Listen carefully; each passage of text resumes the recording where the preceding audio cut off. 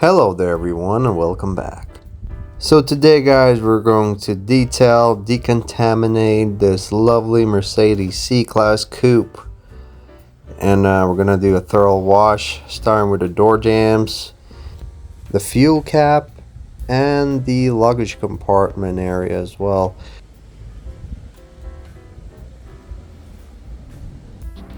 I'm going to pour some all-purpose cleaner through my K sprayer, and then I'm just simply going to rinse it off with the worx hydro shot, which does a really nice job, and we basically won't even need to do any kind of agitation.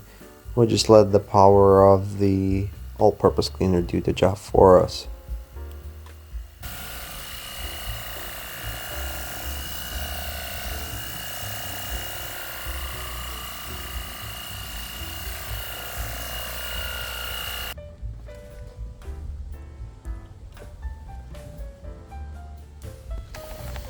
The fuel cap area, the same process. However, I will agitate this area and then just give it a nice rinse.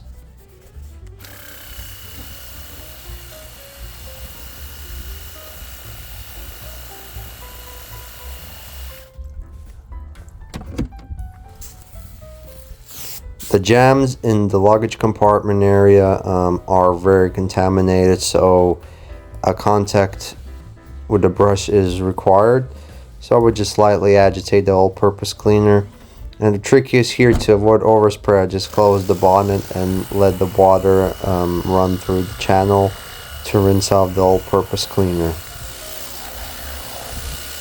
So now I'm going to use Bilhamber touchless, and I'm going to run it through this Amazon Snowfoam lens 0.04 PIR or panel impact ratio. I've calculated that for this tool, for this Snowfoam lens with worx hydro shot, you really need 200 mils approximately product per bottle. So it is a runny Snowfoam touchless. However, I think that with the current setup, I would rather prefer not to use a Snowfoam because it takes a lot of water and time to rinse off all the Snowfoam. I would prefer to use touchless just through a pump spray. However, you can add a little bit of rinseless wash to make the Snowfoam even more runny.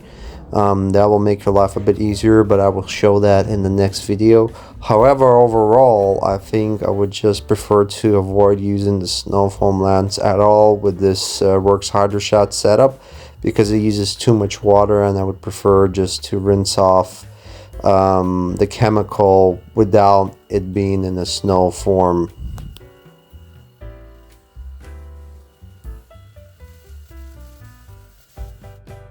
Touchless is not only a dedicated Snowfoam, but you can say it's also a pre-wash kind of solution because you can run it through a pump spray or through a spray.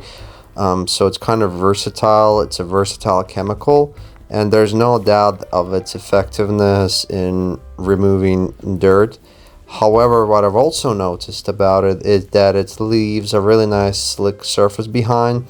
So now I'm doing a rinseless contact wash, and it feels really smooth underneath. I would say the right word would be slick. I use a panel prep in my routine quite a lot lately because I find it really useful when it comes to degreasing the paint even further, removing that traffic film, that unwanted traffic film, or any kind of other grease or perhaps even dirt that might have been left after the contact wash. So it's not a popular thing that people do. Mostly they use it prior to waxing the car, but with the emulsifiers that are left behind on the surface or polymers from the rinseless wash, it works quite well. The IK Snowfoam sprayer, or any Snowfoam sprayer for that matter, works really well, but Bilhamber Surfix HD dial of 1 to 10 because it gives it a bit more of that dwelling time, as Bilhamber Surfix HD is really kind of sensitive to temperatures, or especially in direct sunlight, it dries out on you. However, in the Snowfoam, let's say form, it kind of tends to cling on the surface for longer and it's more active, and that's why it gives it an edge to wheel cleaning and stuff like that, or you know, lower half of the car cleaning. And as you can see, the wheels turn out pretty well.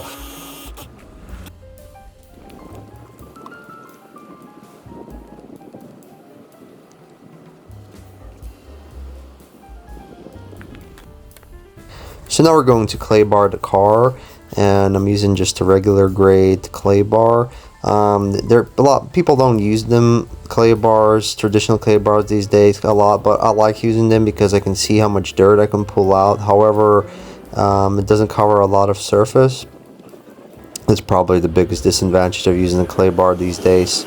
And I'm using a rinseless wash, diluted down to be a clay bar lubricant, and I'm using the DIY one. And I found that it's very, very slick, probably slicker than O&R or Optimum No Rinse. You might not even notice that big of a difference, but I kind of do.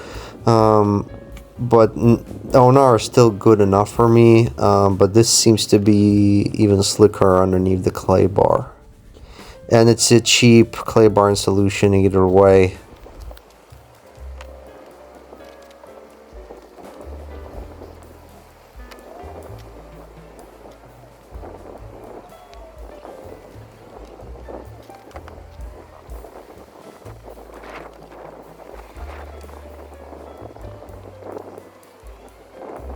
So now we're going to use this worx Carnauba liquid wax. Amazing product. It costs less than €6. It was sent for me from Eastern Europe. The problem of it can be chalky. If you use too much, you can leave like this white residue on the black trim, so you need to be very careful when you use it. But use very small layers. It's really easy to buff. You can use it in direct sunlight. I did anyway. It's very nice to use with an applicator pad. And overall, it's an amazing product. It leaves a really nice slick surface, and it also has a cleaner or polish inside of it, which are really, very mild though. It's not like a dedicated polish and wax. However, it's more of a wax than it is a polish. But great product for the price, and amazing results you can get with it. So now that we clay barred the windows and they're very clean, I'm using a spray wax on the windows. The main reason why I use it to reduce friction when you put the windows down, or when you use the screen wipers, it reduces the friction, and the screen wipers are less draggy.